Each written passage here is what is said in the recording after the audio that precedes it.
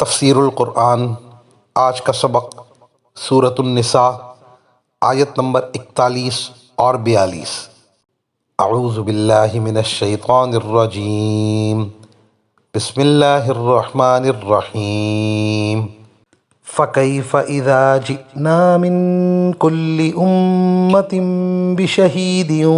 وَجِئْنَا بِكَ عَلَى هَٰؤُلَاءِ شَهِيدًا يَوْمَئِذٍ يَوَدُّ الَّذِينَ كَفَرُوا وَعَصَوُا الرَّسُولَ لَوْ تُسَوَّىٰ بِهِمُ الْأَرْضُ وَلَا يَكْتُمُونَ اللَّهَ حَدِيثًا۔ ترجمہ: پھر یہ لوگ سوچ رکھیں کہ اس وقت ان کا کیا حال ہوگا جب ہم ہر امت میں سے ایک گواہ لے کر آئیں گے، اور اے پیغمبر ہم تم کو ان لوگوں کے خلاف گواہ کے طور پر پیش کریں گے جن لوگوں نے کفر اپنا رکھا ہے اور رسول کے ساتھ نافرمانی کا رویہ اختیار کیا ہے۔ اس دن وہ یہ تمنا کریں گے کہ کاش انہیں زمین میں دھسا کر اس کے برابر کر دیا جائے، اور وہ اللہ سے کوئی بات چھپا نہیں سکیں گے۔ پہلی آیت کے اندر میدان آخرت کا ایک منظر بتایا کہ قیامت کے دن حضرت انبیاء کرام علیہم السلام اپنی اپنی امتوں کے ساتھ آئیں گے، اور ہر نبی اپنی اپنی امت کے بارے میں گواہی دے گا کہ یہ لوگ عقائد و اعمال کے لحاظ سے ایسے ایسے تھے۔ ان لوگوں کی گواہیوں پر حضرت خاتم الانبیاء سرور عالم صلی اللہ علیہ وسلم گواہی دیں گے کہ یہ حضرات سچ فرما رہے ہیں اور ان کی گواہی صحیح ہے۔ سورہ بقرہ میں اس کا ذکر گزر چکا کہ حضرات انبیاء کرام علیہم السلام کی امتیں جب منکر ہو جائیں گی کہ کسی نے ہم کو تبلیغ نہیں کی،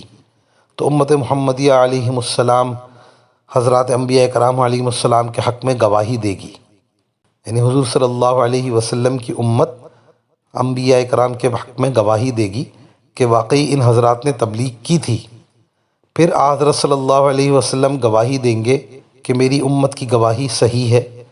اور یہ گواہی دینے کے لائق ہے۔ مزید ان آیات نے اس دن کی مصیبت اور شدت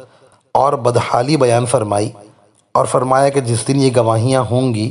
اس دن کفار اور وہ لوگ جنہوں نے رسولوں کی نافرمانی کی